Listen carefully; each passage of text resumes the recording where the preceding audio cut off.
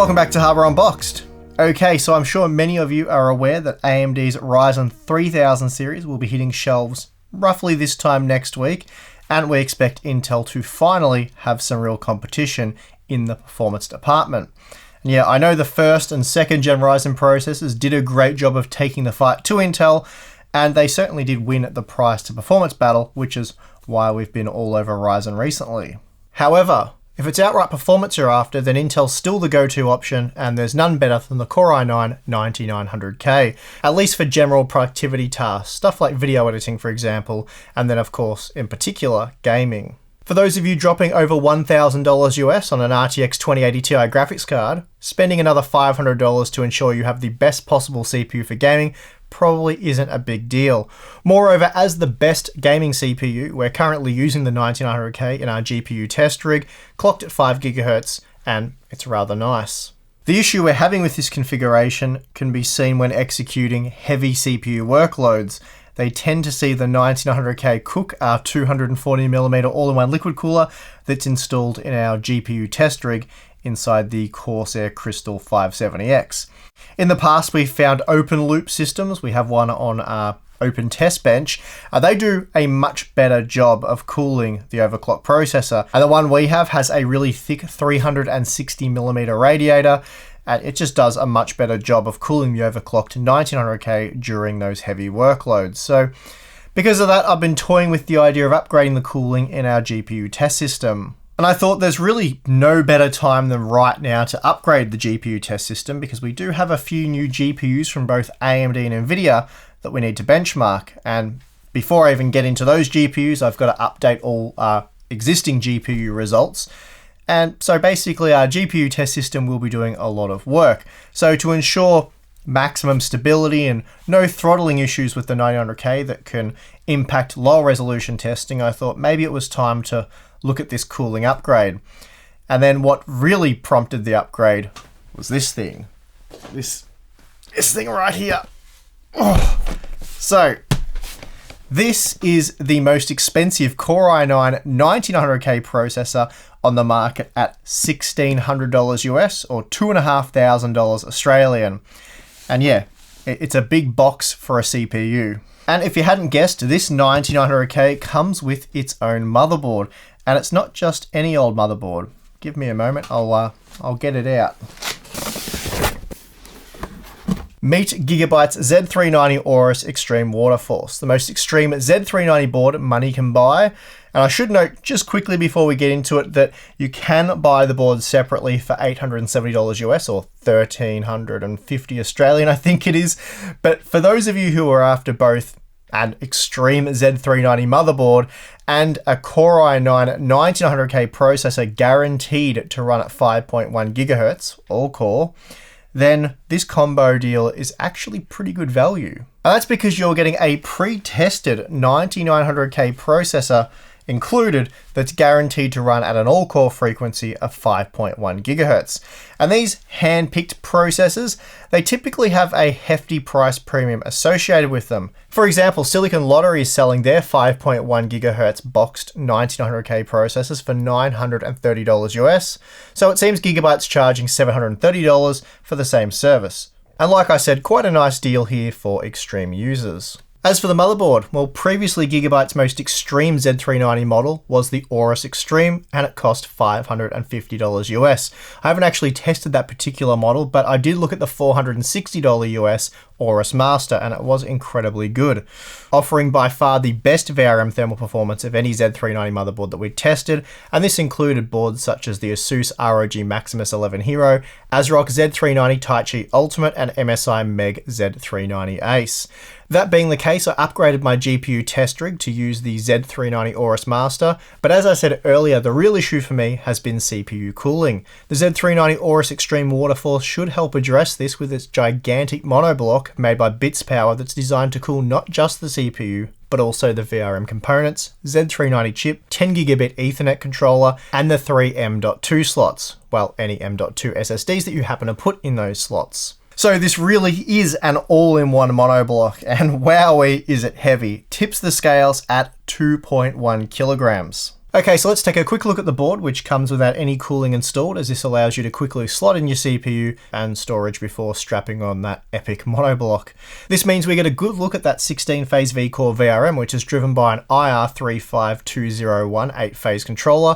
Each signal's then doubled, giving us 16 phases. Then we see that power delivery to the integrated GPU is handled by the IR35204 controller, driving 2 phases. The V-Core portion of the VRM features 16 TDA 21462 power stages, and these are 60 amp parts that aren't particularly cheap, and well, they are also pretty well overkill for the 9900K, at least when using 16 of them. But take one look at the monoblock, we're well into the realm of overkill here. Anyway, there's loads of other features, but rather than go over all the stuff you can just read off the box, let's hook this thing up to my open test bed, crank it up to 5.1 GHz, and see how hot everything runs.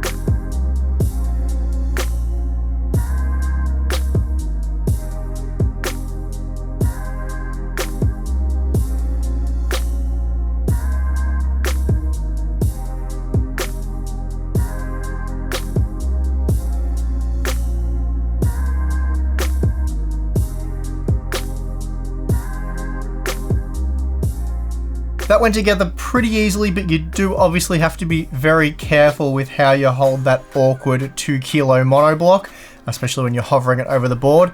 I don't imagine you'd get away with an accidental slip up. That thing would absolutely smash whatever it hit. So yeah, want to be really careful with that. It was very awkward filming it and installing it. If I'd paid for this myself, I would definitely look at getting someone to help me. So that way you've got 2 hands on the block, get someone else to put the fiddly cables in, and that way you can lower it down nice and safe. But apart from that, it's extremely easy. Just slot it in, screw the screws in from the backside, and you're pretty well ready to go. Anyway, once I got it installed on the test bed, I obviously took it away and did all the necessary testing so I can tell you how well this particular setup works. For reference, I stuck the Gigabyte Z390 Aorus Master on there with the Thermaltake Pacific W1 copper water block, and then using the exact same 9900K CPU, I saw it hit 74 degrees stock. It was 88 degrees at 5 GHz using 1.3 volts, and then 98 degrees at 5.1 GHz using 1.35 volts, which is very similar to what I saw out of my review sample from Intel. And just a quick little disclaimer before we get into the temperature results. I often see 9900K owners jumping into the comment section and then claiming something like, I don't know how to overclock, or there must be something broken with my setup, or I'm not reading the right temperature or something, because their 9900K clocked at 5.1 GHz only hits, I don't know, 72 degrees or some ridiculously low temperature that is not possible with the testing we do. They'll then go on to say that they never see it hit the temperatures I'm talking about when they run a single Cinebench pass or something like that, or when they're gaming. So the testing we do places much more load on the CPU for much more extended periods of time than running a single Cinebench pass or playing some games. So just to be clear as possible, all CPU temperature results quoted in this video have been taken after an hour of running Blender's Gooseberry workload, which uses AVX instructions. Right, so let's get into the results. Compared to the Pacific W1 block, the massive monoblock featured on the Aorus Xtreme Waterforce wasn't able to improve temperatures, though they were virtually the same. But I do take this as quite a good result, as we're using the exact same radiator and pump, so the same loop, but we're no longer asking it to cool just the CPU. Rather, it cools, well, everything now. So the fact that we're seeing just a degree or 2 increase is very impressive. And now moving on to the VRM temperatures, they were also very good. At idle, we were seeing a temperature of around 30 degrees, and I suspect we're actually being warmed a little bit here by the other components, namely the CPU. Moving on to the load results using Blender for an hour, and here we see the Aorus Xtreme Waterforce is as cool as a cucumber, peaking at just 41 degrees. That did make it a bit hotter than the equally crazy MSI Z390 Godlike, but remember the 9900K will be increasing temperatures here due to the use of a monoblock, but even so, the temperatures were very good overall. It's also worth noting that the three 120mm fans installed on the 360mm rad were operating in a silent mode, so overall the system was extremely quiet. Wrapping things up, I tried a manual overclock and I was able to hit 5.2 GHz with this chip, but it did require 1.4 volts, and here it did max out at 100 degrees after an hour. Still, for lighter workloads and in particular gaming, it did run reasonably cool at 5.2 GHz. Still, you can get away with significantly less voltage and consequently heat at 5.1 GHz, so this is what I'd recommend for daily use with this setup. Overall, an impressive setup, even if it does cost an eye-watering $1,600 US or $2,500 Australian.